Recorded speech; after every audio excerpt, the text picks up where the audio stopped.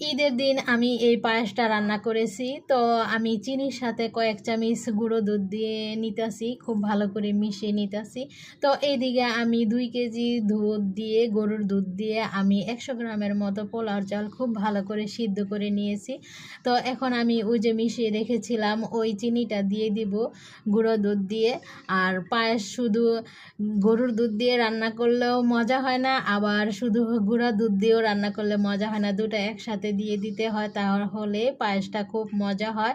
তো এইদিকে আমি পায়েসের মধ্যে যত মশলা দিয়েছিলাম, এলাচ, দারচিনি, তারপরে তেজপাতা, এগুলি সব উঠিয়ে নিব। উঠিয়ে নেওয়ার পরে আমি কিশমিশটাও দিয়ে দিয়েছি। আমি বেশি করে কিশমিশ দিয়ে পায়েসটা রান্না করেছি, কারণ পায়েসের কিশমিশ খেতে আমার কাছে খুব ভালো লাগে। তো এই পায়েসটা এত স্বাদ হয়েছিল, সব কিছু পারফেক্ট হয়েছিল, যেমন চিনি, তারপরে দুধ, সবই খুবই মজা হয়েছে।